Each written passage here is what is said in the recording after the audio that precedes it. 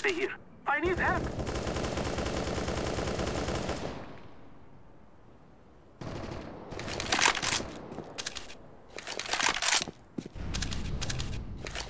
At their landing zone.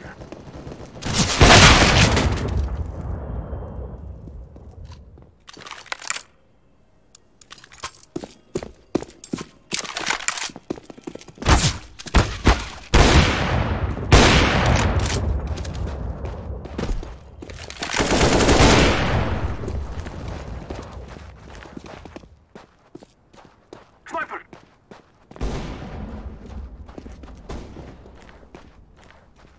I'm throwing a grenade.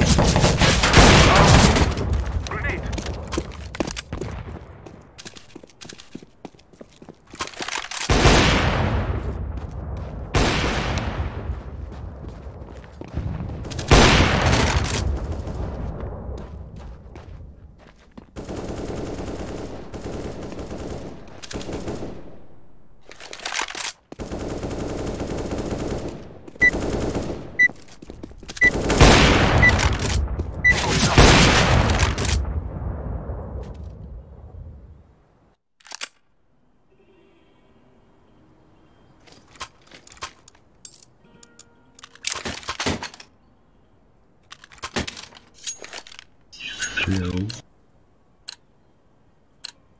Let us go.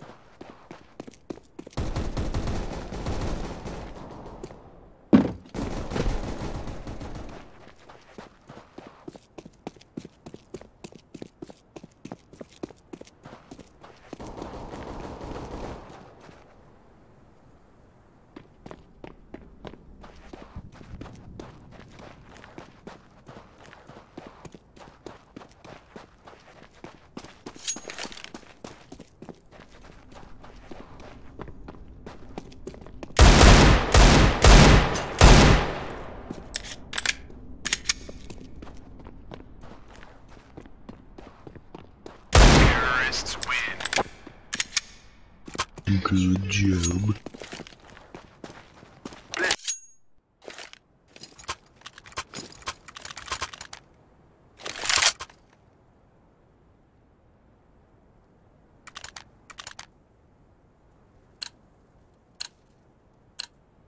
They shall regret this day. Throwing a decoy.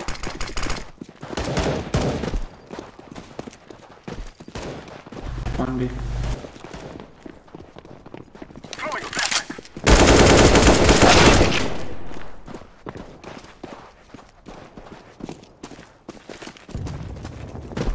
Flashback. One that can push it from front of this.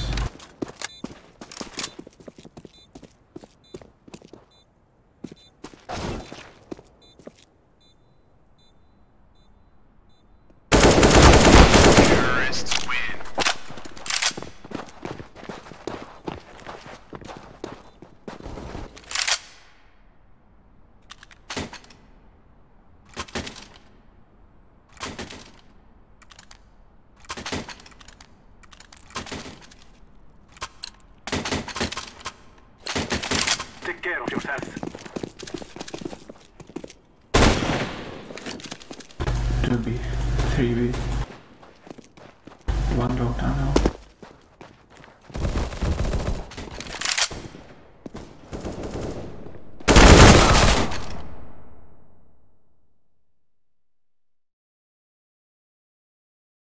Normally when people look back on Mafia, the first thing they'll bring up is either the infamous racing level or the story. They'll say something like, Mafia is worth playing for the story alone, or Mafia's story is what makes it good. I'm the same way. If you brought up this game in conversation, I'd probably just say, yeah, if you like good stories in games, then you should definitely play Mafia. But I don't believe that Mafia's narrative itself is what really makes it great. Don't get me wrong, I still think it's one of the better stories in video gaming as a whole. It's well written, compelling, and paced pretty well outside of a few stints. Its autobiographical flashback format is a great way of telling a story over a long period of time, and the jumps in time also help with the believability of it all. I could make an entire video about Mafia's narrative, and I almost did, but a much more interesting topic is how the story is told. Recently I found a Reddit thread called Mafia's Major Flaws. The self-post was by someone who couldn't bring themselves to finish the game for a whole bunch of different reasons. They have 5 major complaints. The first is about the bad AI, which is kind of fair enough. Then the cover system, which there isn't one. Third is bad physics, fourth is the game-breaking bugs, and the final point is about how the cutscenes drive everything and the gameplay is just a side hassle. He elaborates on all of these points further down in the post. I'm not here to tear this post apart.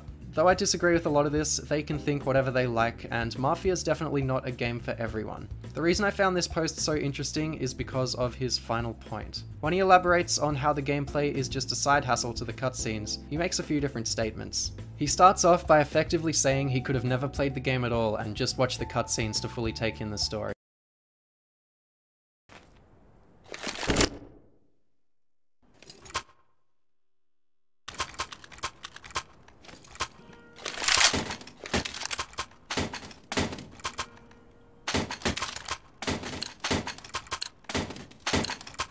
Come on, let's go.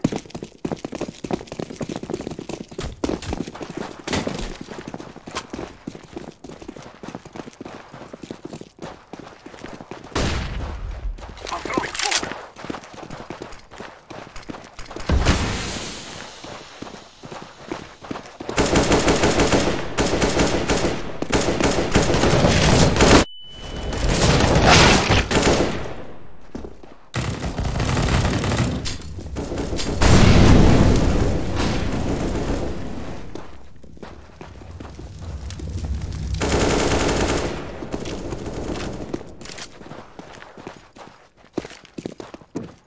I am planting the bomb.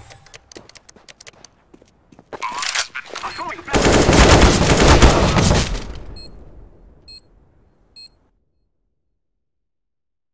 He makes the point that everything happens in the cutscenes, and even every meaningful death also happens in a cutscene, which is basically entirely true. Then one of his last lines says, "Gameplay does not reinforce the story. They simply coexist unjustly spiteful of each other." And on a surface level this makes sense. Mafia is an almost completely linear game set in an open world. Player agency isn't really a thing here, especially if you're looking for some sprawling multi-path story, because this is not that at all. Most people's experiences in playing through this will be pretty similar, and most important narrative beats do play out in cutscenes. Despite all this, everything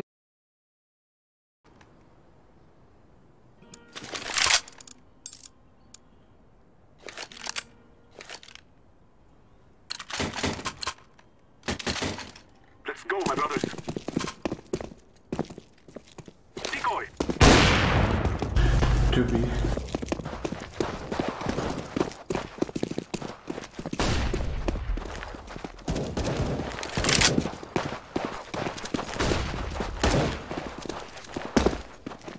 I'm throwing a flashbang.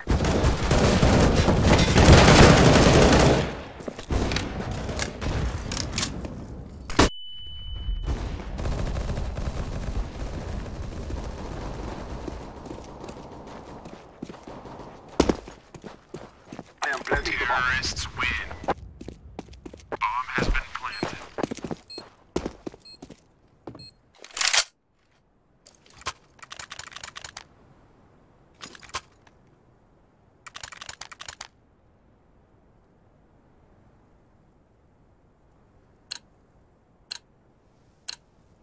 Let's go, let's go.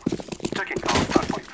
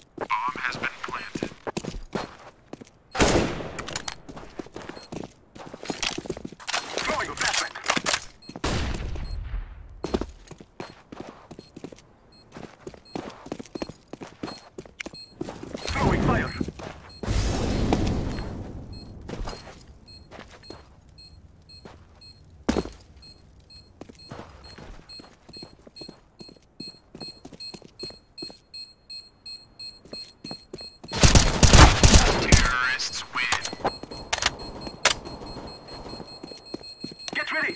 It is going to explode.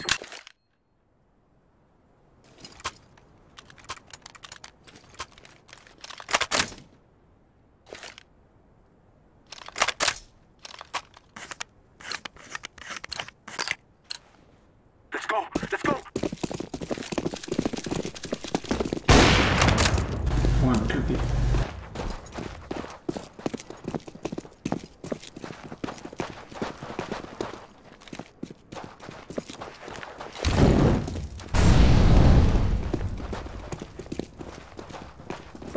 Throwing fire.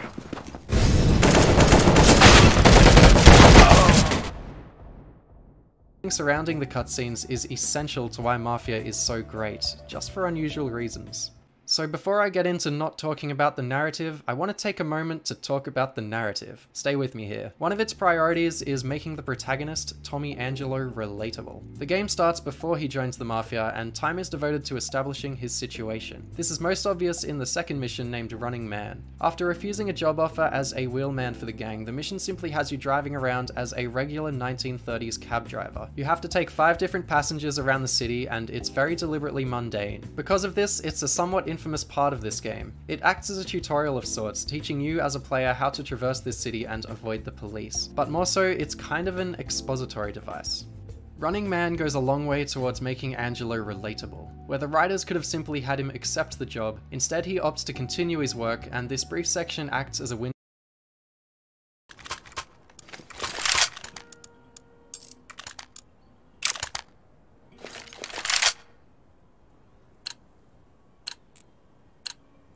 We will defeat the mercenaries. 2B.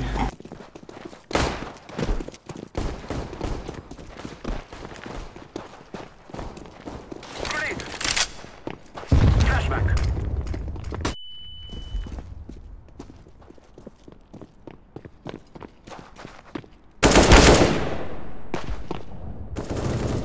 Check low tunnel.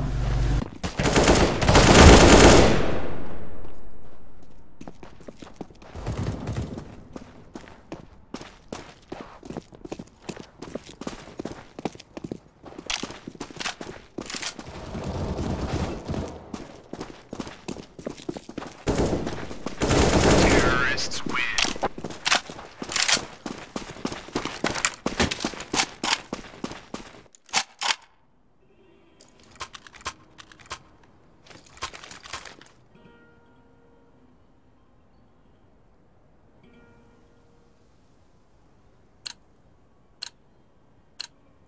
We will drive them from our land.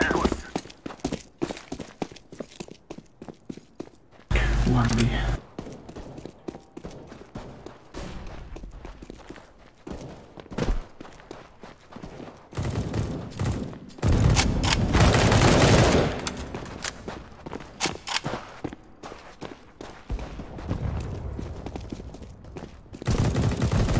Low tunnel. Bomb has been planted. I'm throwing a flashback.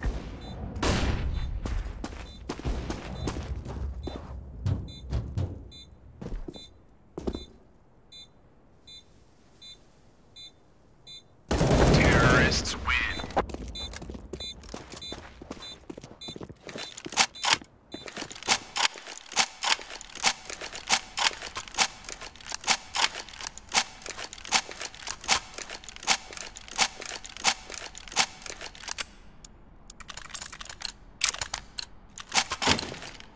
Go, go, go!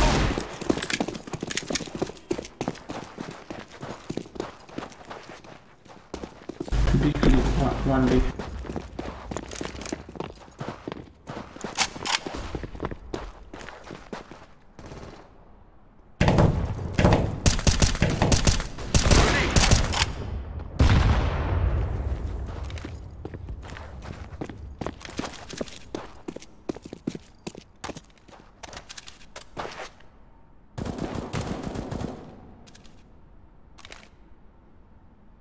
Grenade!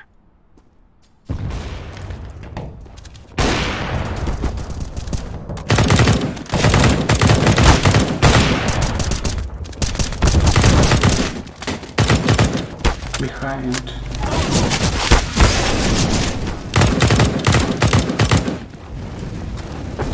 Terrorists win. Good job.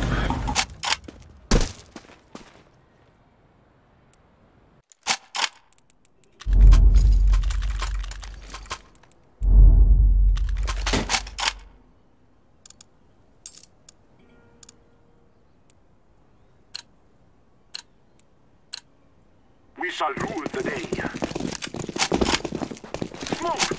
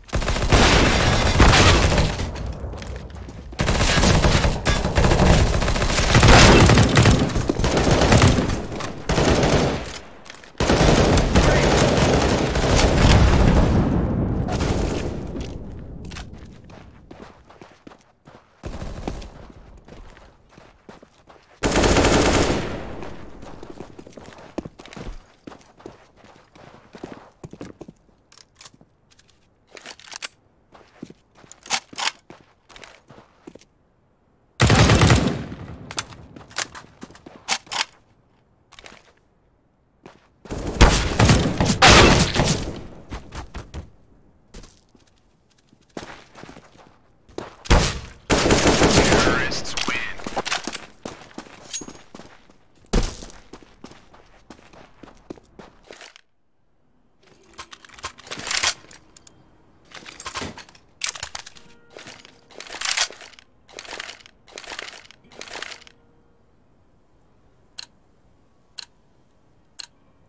We must move.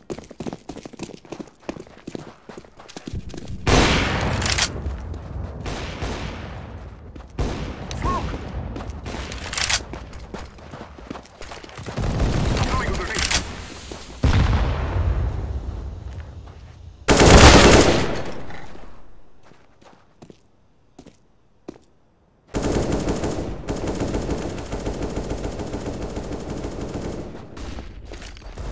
I am planting the bomb.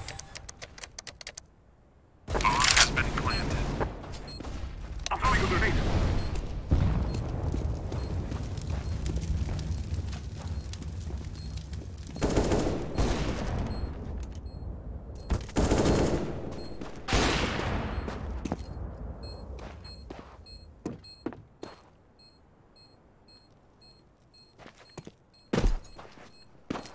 Terrorists win.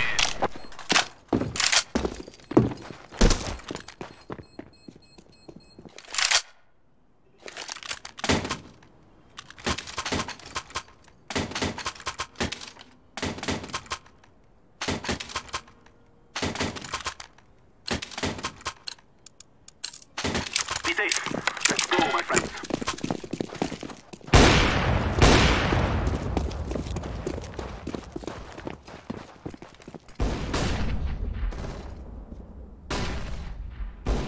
Grenade.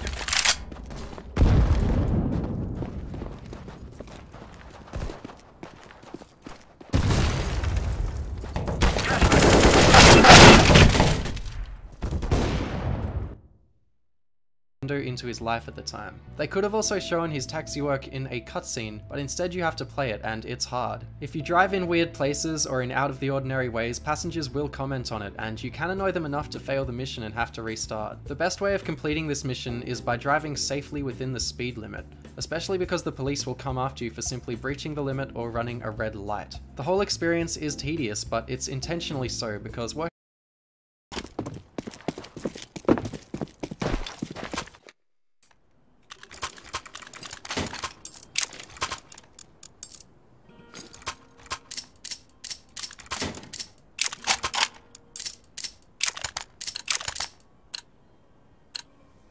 Forward!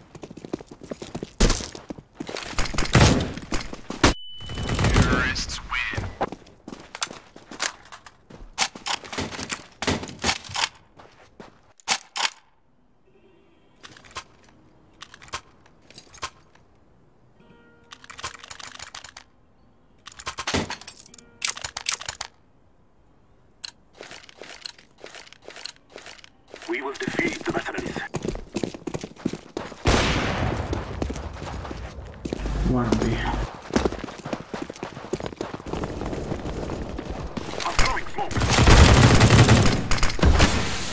Grenade. Grenade.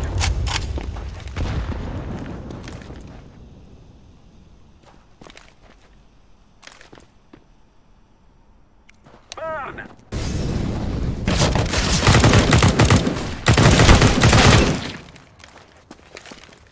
Throwing fire.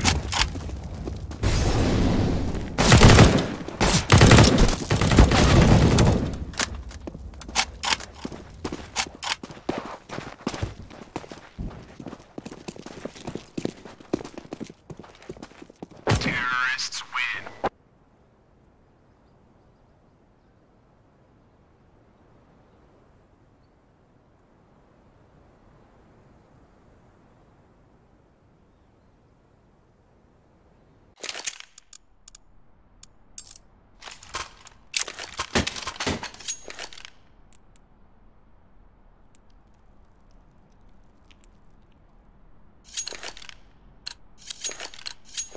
This is our day.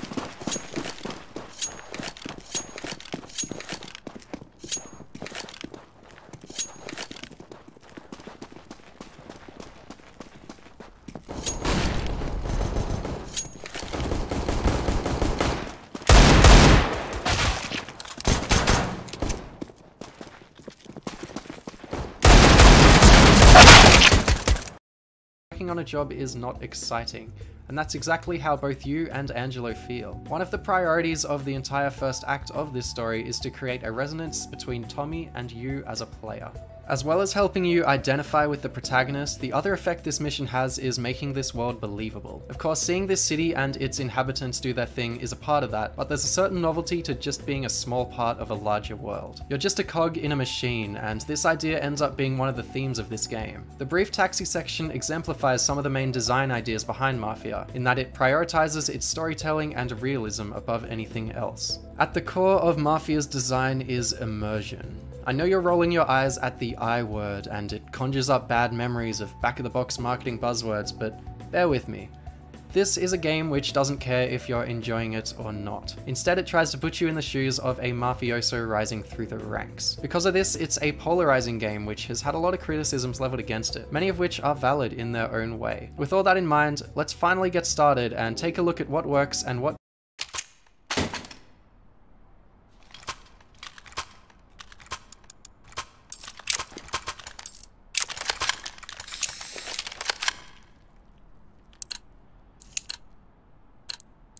Go, go, go!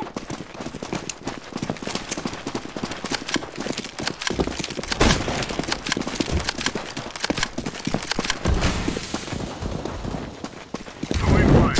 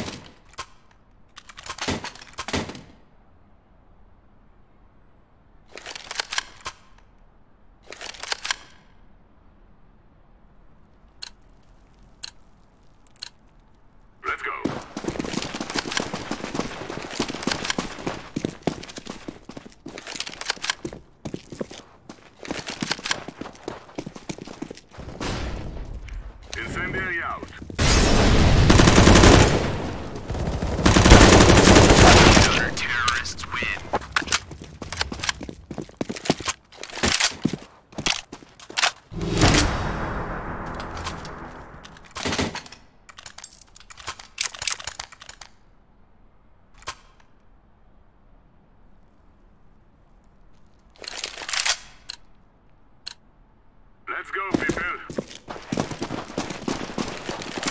Throwing flashbang.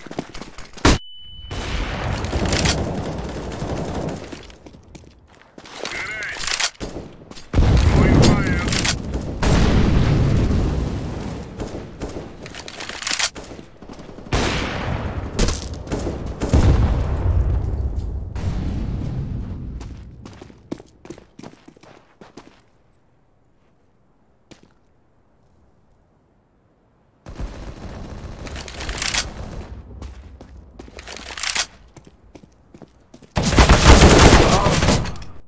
Doesn't with the elements outside of the story and cutscenes, and why they're so important.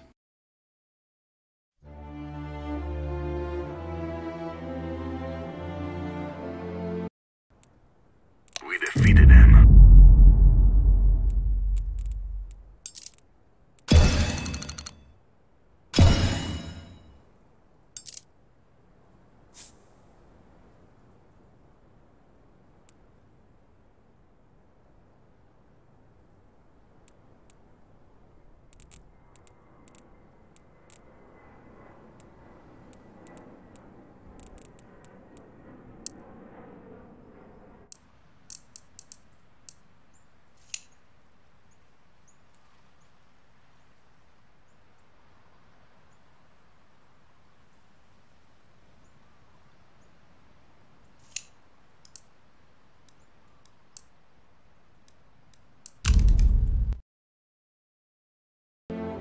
As its subtitle implies, Mafia: The City of Lost Heaven takes place in the City of Lost Heaven.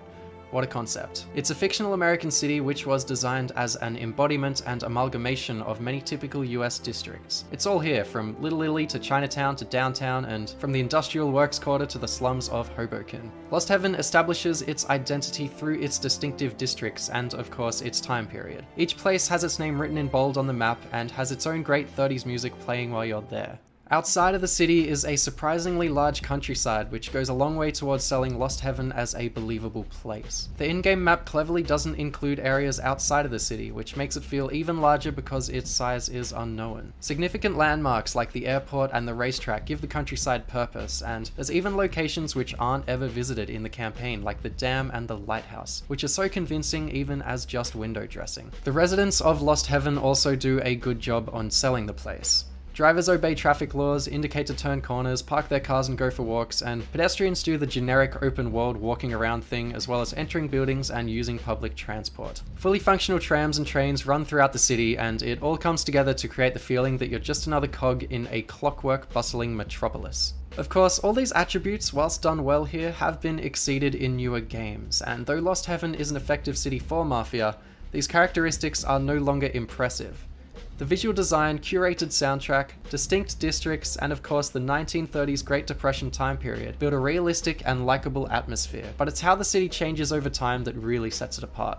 Apart from the epilogue, the narrative takes place from 1930 to 1938, jumping forwards between years. Lost Heaven evolves over this time period. It allows for neat things like locations going from being under construction to finished, and newer, faster cars gradually entering the roadways. There's even an out-of-business car dealership in Chinatown, which goes back into business in 1938 when the Depression lifts. All this detail isn't really necessary for a game like this, but like I said earlier, Mafia is all about immersion, and here it's the minutia that sells it.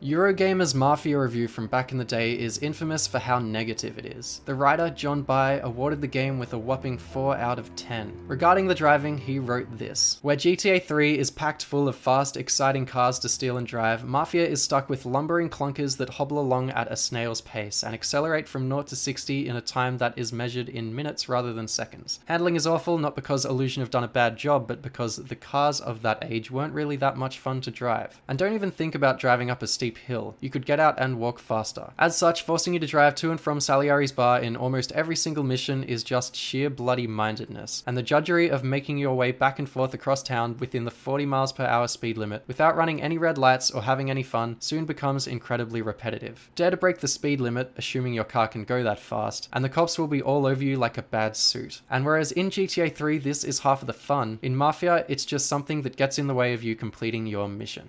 Though you might expect me to disagree with this guy, and aside from the annoying GTA 3 comparisons, he's actually kind of not wrong. Most of the cars in Mafia aren't exciting to drive. Their handling is awful, and some cars don't even make it up hills. But even he admits that they are realistic to the time period, and you can see where I'm going with this. The driving is meant to simulate that of old cars. The simulation-esque handling is backed up by the police system. Like John By wrote, if you run a red or breach the speed limit, you can get chased by cops. There aren't police driving around everywhere, but they do have enough of a presence to keep you in check. Thankfully, they appear on the minimap, so it's generally not too much of a hassle. If you do get caught, and they only want to ticket you, which is most of the time, it's generally best to just pull over, get the ticket, and move on, especially since there's no currency system. Unless you're like me and you've played this game too much and know it inside out, the best way to get around is generally just to drive safely. So you're driving realistic cars like a normal citizen and you're in a convincing city. The missions generally have you driving to and from your base. Driving in Lost Heaven intentionally feels like a commute. Sometimes if you lose your vehicle, using the public transport is a logical way of getting around, which feels even more like a real-life commute. In the world of frenzied video games, it's remarkable simply because of how normal it all feels. The best comparison that can be made regarding this feeling is to that of simulation games. You lose yourself to this game's driving in the same way you lose yourself to something like Euro Truck Simulator. It's a very similar feeling. Compare this to something like Grand Theft Auto 4, and that's 4, not 3. Mafia and GTA 4 both try to tell mature, realistic stories in open worlds, and where Mafia has you acting realistically when driving around, in GTA it's generally both best and most fun to drive around like an insane person, and the story in it feels so jarring in part because of that. There is one thing that is particularly awful about the driving though, and it's the unfair rubber banding that your pursuers do. It's super gamey and annoying, especially because cars are so susceptible to spinning out and crashing. It makes the chasers, and particularly the police, so much more frustrating. It's forgivable in the context of the whole game, but it still sucks. The gunplay in Mafia is hard.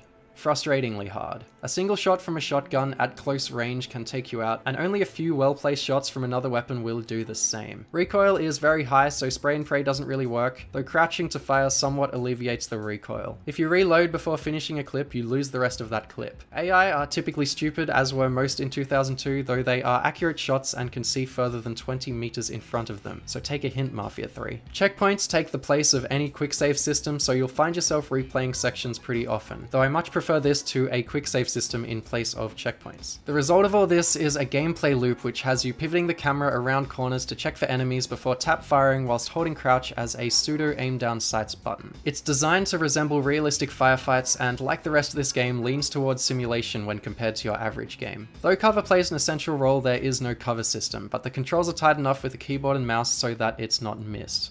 As far as firearms go, the usual suspects are here. 4 handguns, a Tommy gun, a pump-action shotgun, a sawn-off shotgun, and 2 bolt-action rifles. The inventory allows for you to hold 1 two-handed weapon in your jacket and 1 in your arms, as well as all 4 pistols in your jacket. This system works well on a realistic level, and on a gameplay level it occasionally has you deciding which weapons to use and drop. However, just bouncing between the Colt 1911 and the Tommy gun is generally the way to go, especially when the shotguns are gimped at range and the bolt-actions only appear in 5 out of a total 21 missions. Despite Salieri's bar having a gunsmith, you don't pick the weapons he gives you, so you just have to roll with whatever you get and whatever you find.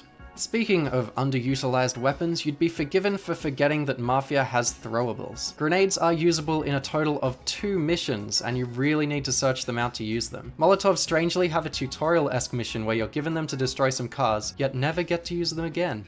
Well, that's not technically true, but really at the only other opportunity you get to use one. You have to kill a guy before he throws it and pick it up, and even then that's only 1 single Molotov. It feels like the devs coded these 2 weapons into the game before immediately forgetting that they did just that. Annoyingly, the weapons would have been welcome amidst the firefights, providing more variety and decision making into the mix. Melee weapons also play a role. The entire depth boils down to left clicking to attack or holding left click for a heavy attack. They're generally pretty clumsy, but they're only required for 1 mission. At its best, the combat consists of tense and visceral shootouts in visually pleasing, practically designed locations, and at its worst, it's a frustrating slog of trial and error and cheap deaths. Thankfully, it's more of the former, but it can be a bit of a nightmare when an enemy surprises you and spams you to death, effectively disabling you through aim punching. Every time you get hit in this game, there's a split second second where you can't aim, move, or shoot. So you can just imagine what happens when an enemy has a Tommy gun right next to you. The unfair nature, whilst frustrating, does actually lend itself to Mafia's goal of realism. Generally, firefights are just you up against dozens of enemies, which in reality would be super unfair and difficult. It sort of helps the immersion from this perspective, but then the gaminess of reloading checkpoints somewhat negates it and dehumanizes the enemies.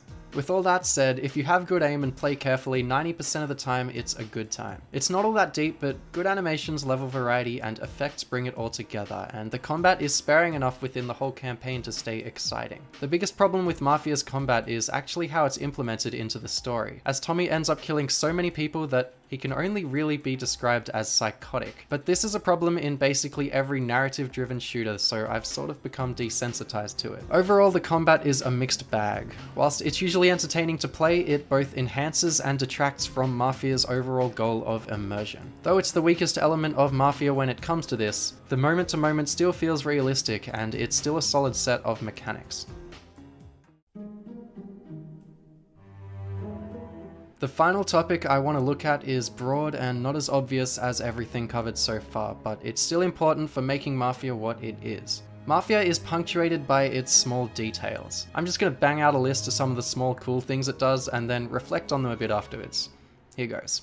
Mafia has support for force feedback racing wheels and manual transmission. You can choose to sit in the other seats of cars even though it serves no purpose. You can press the action button on almost every character and hear them say something to you, often with relevant characters sharing their thoughts and experiences at the time. Sometimes bystanders pick up weapons off people you kill and shoot at you with them. Downed enemies can be seen crawling along the ground. Cars have extensive damage models, and your car can run out of fuel, where it drains even faster if the tank is leaking. You can refill at a petrol station, though in my half dozen or so playthroughs I've only ever ran out once. All these little elements come together to create an experience which feels like it has a lot going on under the hood, especially alongside all the little Easter eggs scattered throughout the game. Obviously it doesn't, but there's a general feeling that Lost Heaven exists as a living world rather than a video game world, and it's the small details like these which tip it over into that territory. If one thing can be said about Mafia: The City of Lost Heaven, it's that it really stands out among its contemporaries. Being released less than a year after Grand Theft Auto 3, a grandfather of a game which still holds an influence in modern game design, Mafia's themes and design principles oppose those of GTA 3 in just about every way. Because of this, Mafia is still a refreshing experience to this day, particularly when open world game design is so damn samey now. It's worth noting that I first played this game in 2010, well after its release. It holds up just fine. Mechanically, Mafia shares its bloodline with simulators rather than anything else. If you've ever lost yourself in a war sim, you'll know that slogging through open fields or driving clunky realistic vehicles is all part of the illusion. Things like a limited inventory or dying after a single shot define what's enjoyable about these games. Its immersion comes through its mechanics, and Mafia tries to achieve the same thing in a similar way. Obviously, Mafia is more gamey than something like Arma, but it definitely shares its roots, especially as the developer Illusion Softworks did a lot of work on tactical shooters, as they also created the Hidden and Dangerous series and worked on Vietcong. Interestingly, these games also featured vehicles and driving, just like Mafia. Mafia's mechanics immerse you into its world and furthermore into its story. Outside of the campaign, Mafia features a free ride mode, and I find this mode to be hella boring. To me, the mechanics are designed to support the story, and that's what's so brilliant about them. If you extract the story, the whole package just falls apart, and this is evident in the free ride mode. If Mafia sounds boring and pretentious to you, then that's completely fine. Though I get a kick out of Mafia's design, the Eurogamer review and the Reddit post are both fair enough. Mafia is niche. It's definitely not for everyone because it's designed as a double-edged sword. You really need to be forgiving and patient at times to enjoy it, but at least for me, it's well worth the effort. I love it. Either that or I have serious Stockholm Syndrome. Who knows?